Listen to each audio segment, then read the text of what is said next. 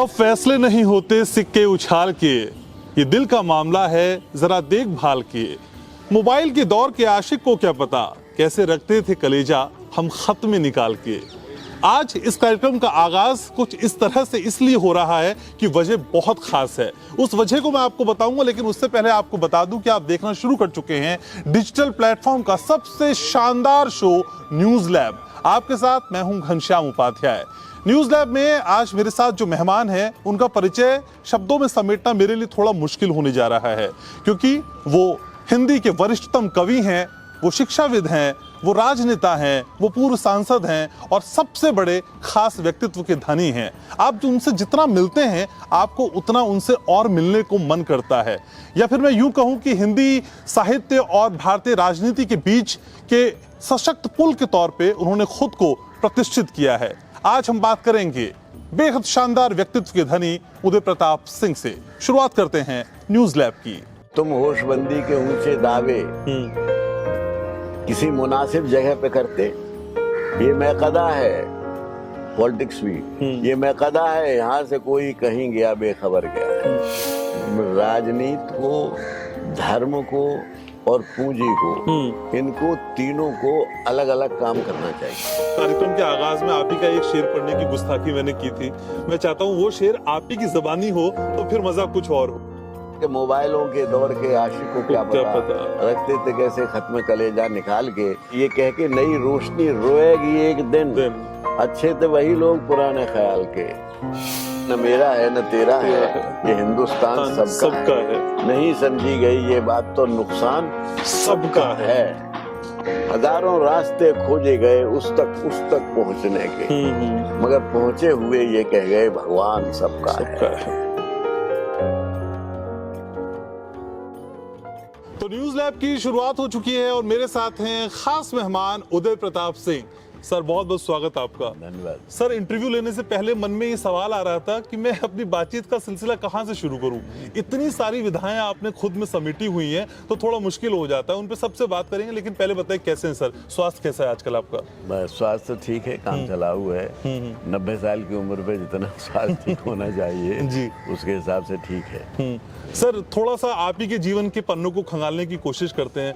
मन में वो पहला थॉट, वो पहला एहसास, वो पहला ख्याल कौन सा था जब जहन में आया कि अब मुझे कवि बनना है, या घर वालों को लगा कि भाई अब उदय को कवि बनने से कोई नहीं रोक सकता है? सर कौन सा थॉट था बचपन का? देखिए ये एक लंबी प्रोसेस है। मेरे घर का जो वातावरण था वो बड़ा काव्यमय था। मेरे एक ताऊ थे, वो शायर थे जी। मेरे 2 टीचर्स थे जिन्होंने मुझे अंग्रेजी पढ़ाई जी जी। वो दोनों शायर थे, एक बहुत बड़े कवि थे। तो मैं कवियों के बीच में रहा। मेरे एक जॉइंट फैमिली थी, बड़े ताऊ जी प्रोफेसर थे और उन्होंने मुझे हाई स्कूल में जब मैं पास हुआ तो मुझे काव्य कौमुदी जो बंगाल से छपी थी सारी हिंदी कवियों की कविता, वो मुझे उन्होंने पास होने की पुरस्कार में दिया। अच्छा। और उसमें कविताएं थी, मैं कविता पढ़ता रहा तो मेरा आकर्षण कविता के प्रति हुआ। ओके।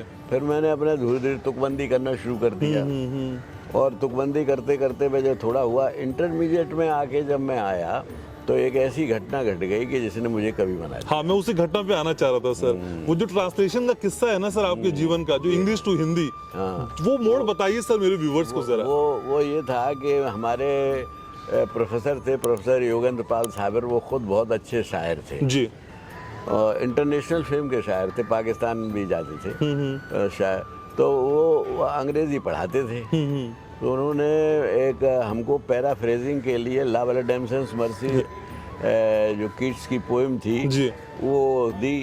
तो वो मैं अपना खिलाड़ी भी था तो मैं भूल गया। तो उन्होंने एक दिन कह दिया कि क्लास से बाहर रहो तुम जब तक वो उसको करके पैराफ्रेजिंग ना आओ। तो ये मुझे थोड़ा इंसल्टिंग सा लगा कि सबके सामने निकाल दिया, जबकि वो मुझे बहुत प्यार करते थे जी। तो मैंने उसमें ऐसे ही मेरे मन में आई कि इनको खुश करने के लिए इसका ट्रांसलेशन करो। तो पोएम थी ला वैलेडेम्सन्स merci what can ail the knight at arm so lone and palely loitering the सेज has withered from the lake and no word sing. तो मैंने इसका अनुवाद कर दिया। क्या तुमको दुख देता सैनिक क्यों खोए से क्यों हो उदास पक्षी का कलर बंद हुआ सूखी झीलों की हरी घास। फिर मैंने दूसरा किया, तीसरा किया। 3 दिन बाद मैंने उसके आधी से ज़्यादा पोएम कर ली। लंबी पोएम थी वो, एक बैलेट थी, एक कहानी थी। तो उसके बाद मैंने उनको दिखाई, तो उन्होंने कहा कि ये कहाँ से लाए तुम?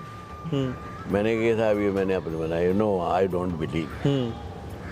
तो फिर मैंने कहा कि साहब कैसे विश्वास करेंगे कि वो जो शेष बची है उसका भी करो। जिसमें किस का जिक्र था और किस को चुम्बन में बदला नहीं जा सकता था, वो बताइए सर।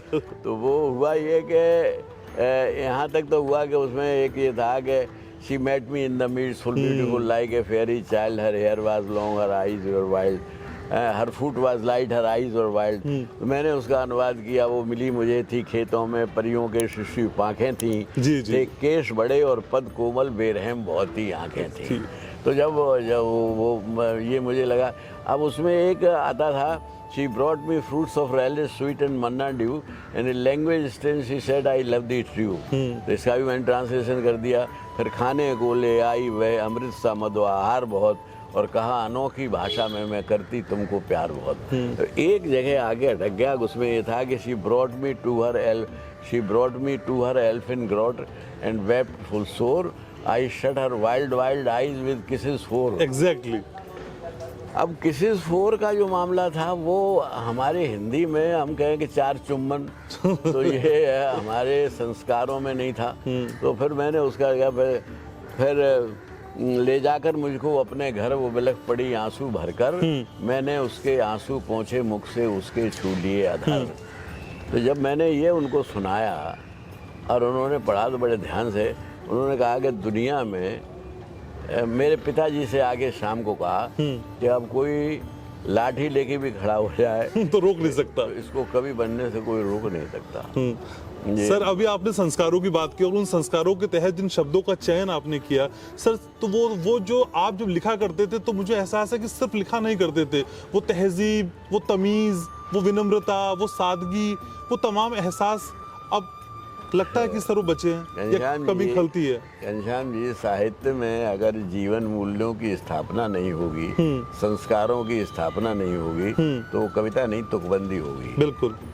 जो समाज को, कविता की परिभाषा दिनकर जी ने बहुत बढ़िया की है कि बड़ी कविता वही जो विश्व को सुंदर बनाती है। तो सुंदर बनाने का मतलब क्या, ये इमारतें बनाना सुंदर नहीं है, जीवन को जीने योग्य बनाती हो, आपस में प्रेम होती हो, सारी भाषाओं में प्रेम हो, धर्मों में प्रेम हो, मनुष्यों में प्रेम हो।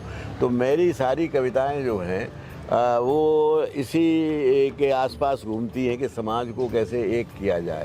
समाज तो अब उसे लोग कहने लगे हैं कि ये समाजवादी विचारधारा से प्रभावित है। ये मेरी कविता पहले प्रारंभ हो चुकी थी, मैंने समाजवाद तो बहुत बाद में पढ़ा और बाद में ज्वाइन किया। सर जहाँ तक मैंने आपको पढ़ा है, जितना समझा है, तो आज़ादी के समय आपकी उम्र 15 साल रही।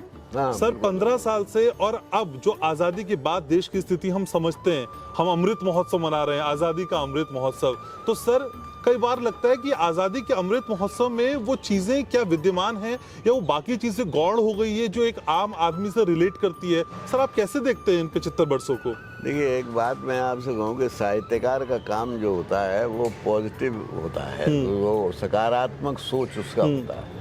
तो जीवन परिवर्तनशील है और जो उस समय की परिस्थितियाँ थी उनके अनुकूल जो कुछ उन्होंने किया उसकी आलोचना करना ठीक नहीं है।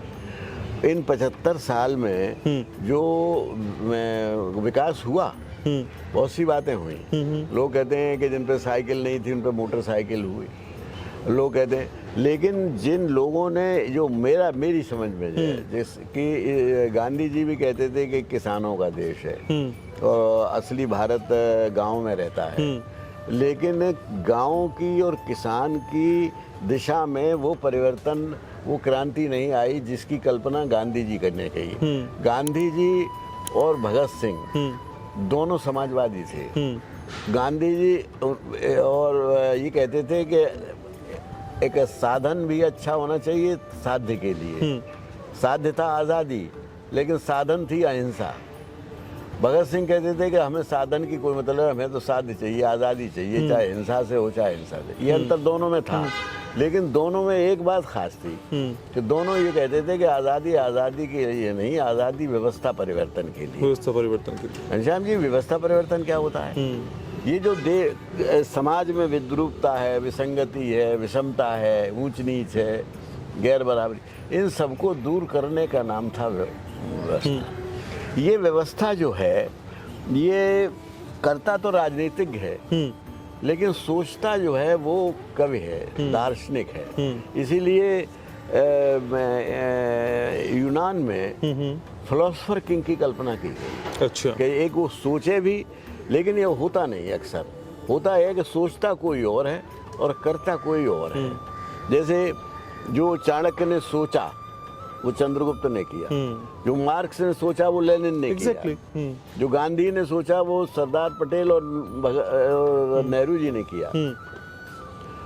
उसी तरह से जो कवि सोचता है वो राजनीतिज्ञ करता है।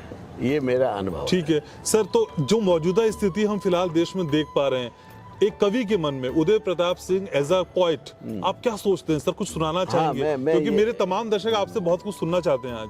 हाँ, मेरी एक कविता है जिसमें मैंने कहा है कि अभी समय है सुधार कर लो, ये आना कहानी नहीं चलेगी, सही की नकली मोहर लगाकर गलत कहानी नहीं चलेगी। तो ये मैंने किन से कहा है? राजनीतिज्ञों से कहा है कि ये जो आप गलत तरीके से जो सही प्रस्तुति करना चाहते हो वो सही नहीं है। अभी समय है सुधार। पुरानी दुनिया के बादशाहों बदलते मौसम की नब्ज देखो, महज तुम्हारे इशारे पे हवा सुहानी नहीं चलेगी। किसी की धरती, किसी की खेती, किसी की मेहनत फसल, किसी की जो बाबा आदम से चल रही है वो बेईमानी नहीं चलेगी। तो हमारी कल्पना ये है कि जैसे किसान खेत कोई करता है, मेहनत कोई होता है, फसल कहीं पहुंच जाती है, फिर वो बिकती नहीं है। तो जिस मात्रा में किसान को, मजदूर को, श्रमिक को, जो हमारी अर्थनीति के नींव हैं, उनको उतना सम्मान नहीं मिलता। तो ये जो हमारी सोच है जी, वो शुरू से रही, क्योंकि मैं गांव से आया हूँ, गांव की बैकग्राउंड है, तो मुझे लगता है तो मैं उसको कविता में डालता हूँ सर। लेकिन कई बार जब हम उदय प्रताप सिंह जी को एक राजनेता के तौर पे समझने की कोशिश करते हैं, तो कई रैलियों में, कई संबोधनों में उदय प्रताप जी ये समझाते हुए दिखते हैं कि देखिए, मौजूदा सरकार जो है वो जादूगर पार्टी है, जादू हो रहा है, तिलिस्म की पार्टी है। सर, इस तिलिस्म का तोड़ क्या आपको समाजवाद या समाजवादी पार्टी में दिखाई देता है? अगर ऐसा है तो इस जादू को आप कैसे खत्म करेंगे सर? ब्लूप्रिंट क्या होगा? देखिए, विचार की लड़ाई विचार से लड़ी जाती है।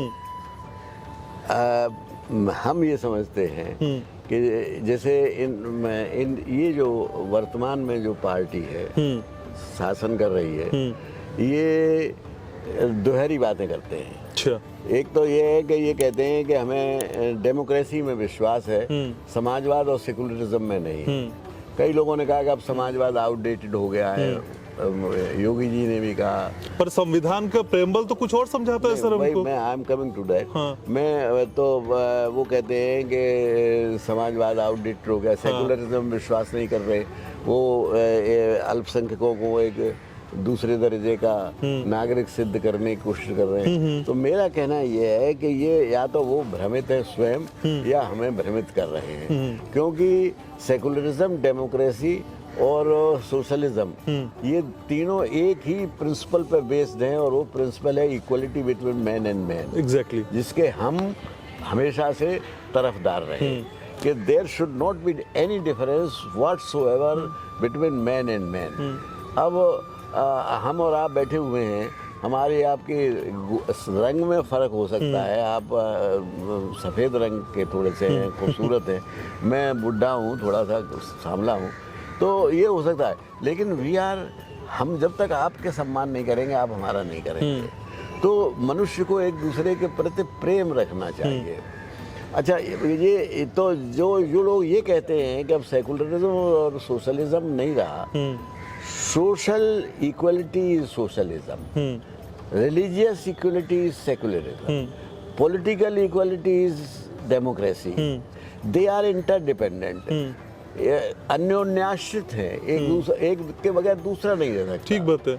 सीधा आप देख लीजिए कि रशिया जो था सोशलिस्ट कंट्री था, लेकिन in want of democracy there was no democracy worth the name. वहाँ पर जो आयरन कर्टेन थी उसकी वजह से वहाँ सोशलिज्म नष्ट हो गया। लेकिन सर इन दिनों जो देश में नैरेटिव सेट किया जा रहा है या एक खास विचारधारा को पोर्ट्रे करने की कोशिश की जा रही है, उस नैरेटिव के आगे ना शिक्षा की बात होती है, ना रोजगार की बात होती है, ना महंगाई की बात होती है, ना सफाई की बात होती है, लेकिन उसके बावजूद भी सर सरकारें रिपीट होती चली जा रही हैं। उसकी वजह क्या है सर? उसकी वजह ये है, देखिए पहली बात तो ये है कि राजनीति को, धर्म को और पूंजी को, इनको तीनों को अलग अलग काम करना चाहिए। अच्छा। इनके फील्ड अलग अलग हैं। और जब ये तीनों मिल जाते हैं तो वो डेमोक्रेसी जो है, पिछले कई इतिहास आप देख लीजिए, वो डेमोक्रेसी जो है वो ओलिगार्की में बदल जाती है और वो तानाशाही में बदल जाती है। इस तरह से चुने हुए भले हों, लेकिन तो यहाँ क्या हुआ है कि धर्म को राजनीति से जोड़ दिया गया है, जो नहीं जुड़ना चाहिए। लोहिया जी कहा करते थे कि राजनीति अल्पकालिक धर्म है और धर्म दीर्घकालीन राजनीति है। तो वो ये कहते थे कि काम दोनों एक ही करेंगे, लेकिन उनका फील्ड अलग होना। काम क्या है कि इंसान को बेहतर बनाना है, यही पॉलिटिक्स का, यही धर्म का है। तो धर्म अपने ही ग्रुप के लोगों को करना चाहती है और पॉलिटिक्स जो है सबको ठीक करना चाहती है। लेकिन जब धर्म पॉलिटिक्स से मिल जाएगा तो वहाँ पर वही हो जाएगा जिसको कट्टरवादता आ जाएगी। तो सर इस वक्त असल में बातें बहुत गंभीर हो चली है, लेकिन इस गंभीर बातों के बीच में मन में कोई ऐसा ख्याल आ रहा है जो मेरे दर्शकों को आप सुनाना चाहें, बताना चाहें? कविता का कोई अंश, कोई शेर, कोई नज्म, कोई गजल? नहीं, मैंने ये कहा है कि पूछता हूँ मैं, बता दो ऐ सियासत वालों, आदमी अपने ही ईमान का दुश्मन क्यों है? एक ईश्वर है पिता, उसका सगी दो बहनें, आरती और नमाजों में ये अनबन क्यों है? उनकी आदत में नहीं खून से कपड़े रंगना, कोई मजबूरी रही होगी अकीदा तो नहीं। अपने दामन में जरा झांक के तुम ही कह दो, अपने मतलब से कहीं तुमने खरीदा तो नहीं। क्या बात है। बात करने को उसूलों की सभी करते हैं, वोट लेने का ये नाटक है, इसे खत्म करो। ऐसी आज़ादी गुलामी से बहुत बदतर है, ये जो चिंतन है वो घातक है, इसे खत्म करो, वरना अंजाम वही होगा जो औरों का हुआ। कुर्सी तो कुर्सी है, निगाहों से उतर जाओगे, मौत जब आएगी तब आएगी तुम्हारी खातिर, वक्त से पहले बहुत पहले ही मर जाओगे। क्या बात है। तो मैं सर कार्यक्रम, आपको माफी के साथ होगा, कार्यक्रम के आगाज में आप ही का एक शेर पढ़ने की गुस्ताखी मैंने की थी। मैं चाहता हूँ वो शेर आप ही की ज़बानी हो तो फिर मजा कुछ और हो। वो पूरी गजल यूं थी जी कि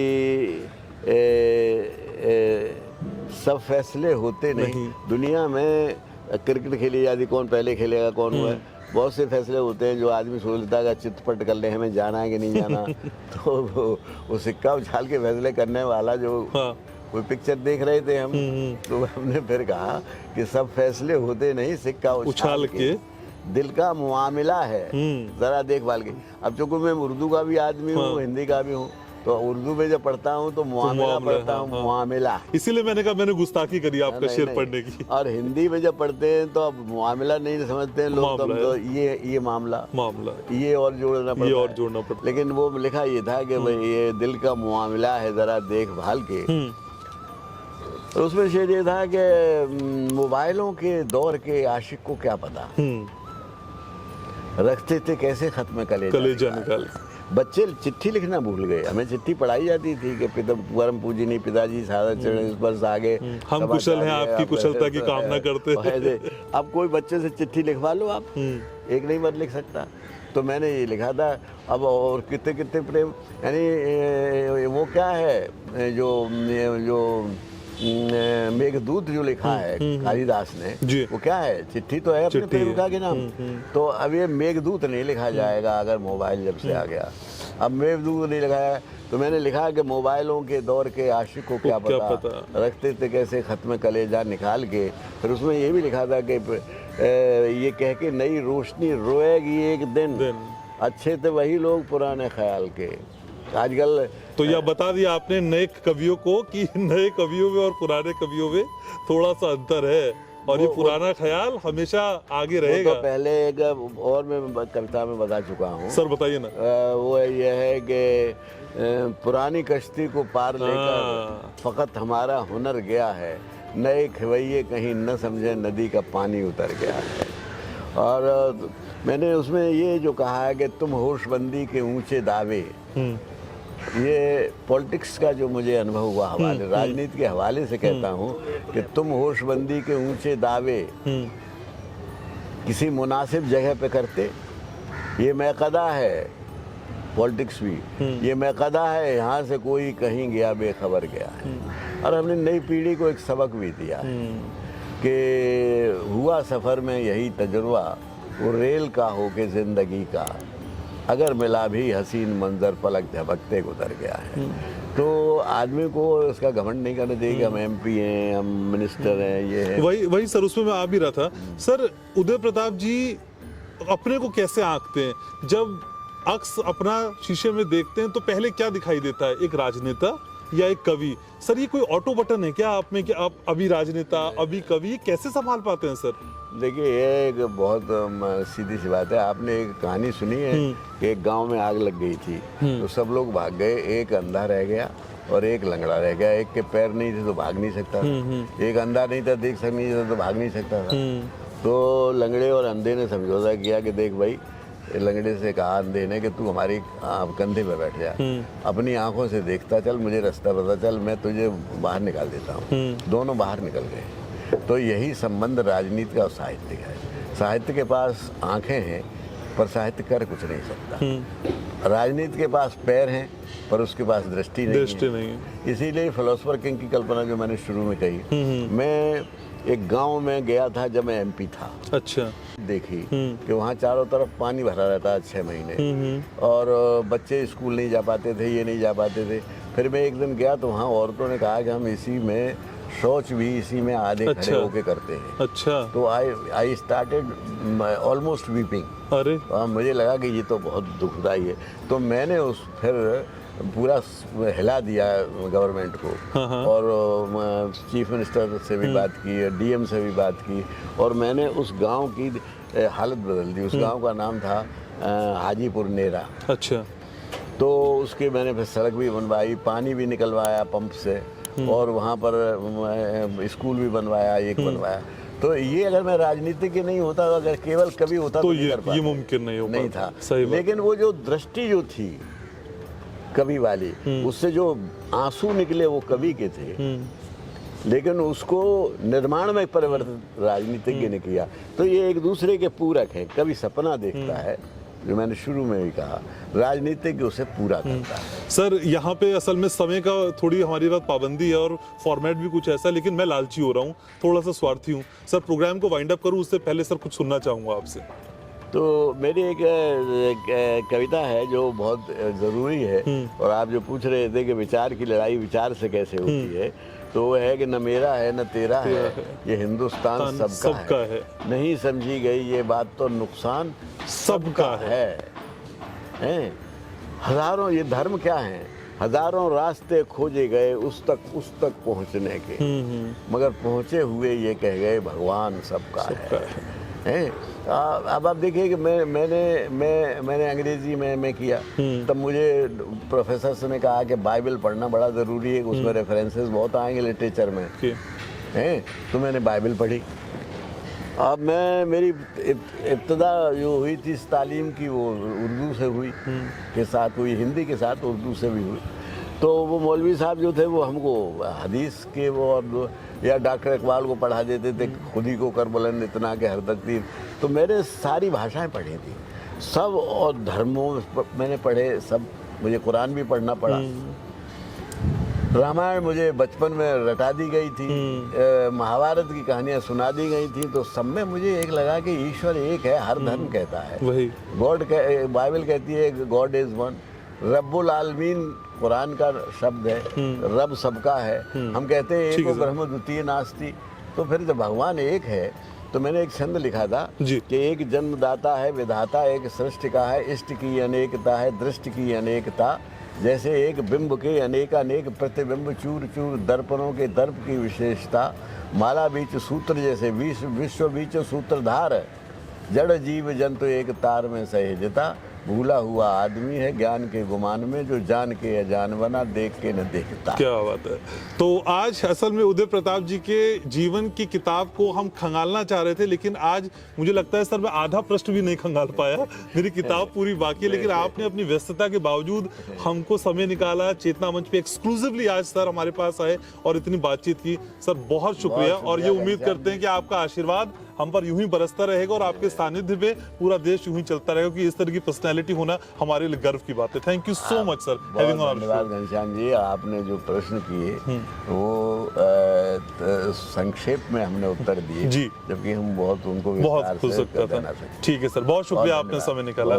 तो आज की मुलाकात मुझे उम्मीद है कि आपको पसंद आई होगी। तो न्यूज लैब की खासियत ही यही है, असल में हम अपनी प्रयोगशाला में कई रंगों को, कई भावों को, कई एहसासात को परीक्षण के तौर पर शामिल करते हैं और आज का ये रंग आपके जहन में उतरा होगा, इसकी मुझे उम्मीद है। आप क्या सोचते हैं हमको लेके, चेतना मंच को लेके और हमारे इस प्रोग्राम को लेके? आपके कमेंट, आपके सब्सक्राइबर के तौर पे भूमिका हम सबका बेसब्री से इंतजार कर रहे हैं। फिलहाल आज की इस खास महफिल को यहीं समेटना होगा। बहुत शुक्रिया आप सबका, नमस्कार। तुम होशबंदी के ऊंचे दावे किसी मुनासिब जगह पे करते, ये मैकदा है पॉलिटिक्स भी, ये मैकदा है, यहाँ से कोई कहीं गया बेखबर गया। राजनीति को, धर्म को और पूंजी को, इनको तीनों को अलग अलग काम करना चाहिए। कार्यक्रम के आगाज में आप ही का एक शेर पढ़ने की गुस्ताखी मैंने की थी, मैं चाहता हूँ वो शेर आप ही की जबानी हो तो फिर मजा कुछ और हो। के मोबाइलों के दौर के आशिक को क्या पता रखते थे कैसे खत्म कलेजा निकाल के, ये कह के नई रोशनी रोएगी एक दिन। अच्छे थे वही लोग पुराने ख्याल के, न मेरा है न तेरा है, ये हिंदुस्तान सबका है। नहीं समझी गई ये बात तो नुकसान सबका है। हजारों रास्ते खोजे गए उस तक पहुंचने के, मगर पहुंचे हुए ये कह गए भगवान सबका है।